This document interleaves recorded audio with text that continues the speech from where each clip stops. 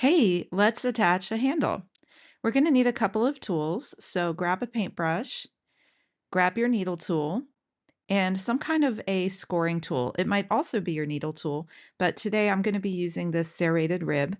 Just know that there are lots of tools out there, so use whatever you have. We also need some kind of a mug body and a handle. I've got a 1 pound bowl here and a couple handles that I've already made so that I can turn this into a cappuccino mug. So I start by evaluating each handle against the mug body. I thought that first one was a little too thin, so I'm checking out my second handle, and I already like the thickness of this handle better. I'm looking at it from all angles to decide how I'd like to attach this. I'm going to go ahead and make a few marks with my fingernail when I think I have it kind of close to the look and feel that I want. And then I'm going to trim the excess with my needle tool. Note that I'm trimming away a lot of this handle. It's probably about half of what I pulled is not going to be used because we really just don't need that much. Now I'm trimming the top and the bottom just to make sure that I get a good attachment on my mug body. And now I'm going to look at it one more time to just sort of figure out if I cut off enough, if this is going to work. And it looks like I did. If I felt like I needed to, I could keep trimming until I get it the length that I want. Now it wasn't the shape that I wanted, so here I am just changing the shape a little bit, just using my thumbs. And this handle is a medium leather hard, which means it's not going to crack, but I can still shape it and it's not going to flop and lose its shape. Now I'm positioning it on the mug the way that I want, and I'm just gonna make a little mark right along the top edge so that I know where to score, and I'm also gonna trace out the bottom edge of this handle. Now I'm aligning it on the mug body. I'd like it to be straight up and down, so I'm just checking it out, making sure it's sitting where I want along the bottom, and I'm gonna make the same marks here just to give me an indicator of where to score. So using whatever tool you like, make some nice deep score marks. I may go over this a few times with my tool.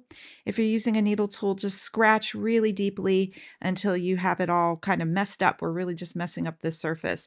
And these scratches create a lot of surface area that's going to act like a little Velcro when we bring the two sides together, the two scored edges together. Here I'm just scoring the handle in the exact same way. And now I'm going to add some water. And I want you to notice I am not scrubbing or brushing the water on. I am dabbing it on. And I'm doing that because I want to preserve all the score marks that I just made. And brushing or scrubbing is going to flatten those down and we won't have quite as good of an attachment.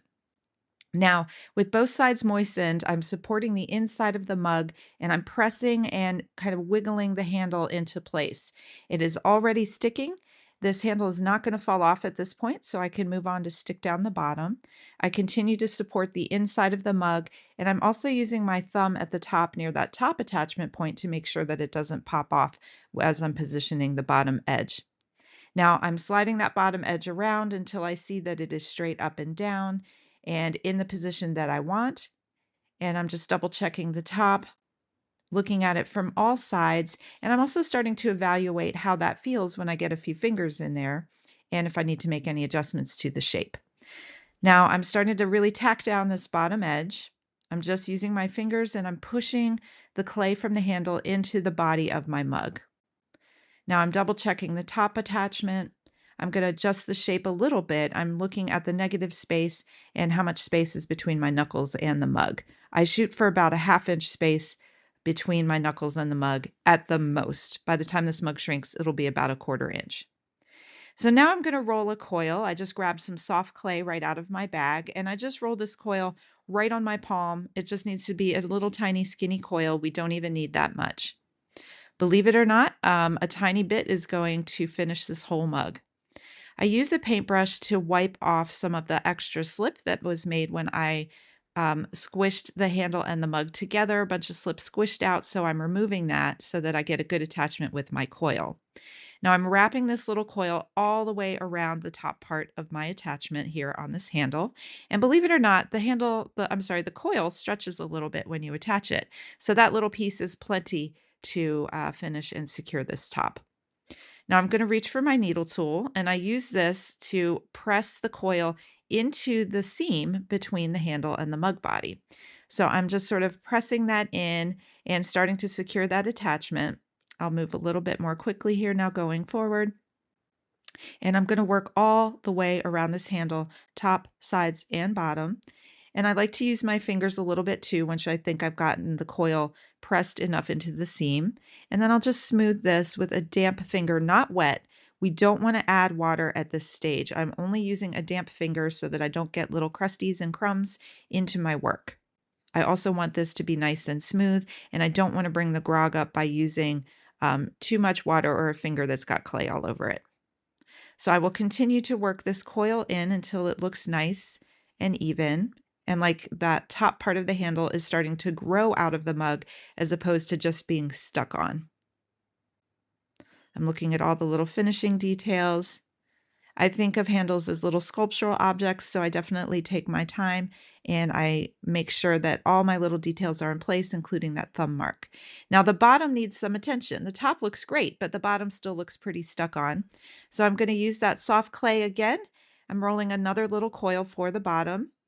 This time it's a little bit fatter because what I want to do is sort of fill in the gap at the bottom edge where that coil attaches, where the handle attaches. So that coil is getting worked in the exact same way. I'm just using my needle tool to press it into the seam and start to fill in and make this handle look like it's growing out of the mug as opposed to just tacked on the way that it looked before.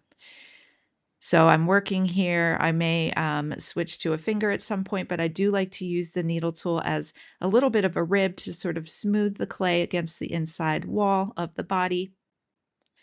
And I'm also, as I'm doing this, checking out my negative space and making sure that I still like the shape of this handle, which I do.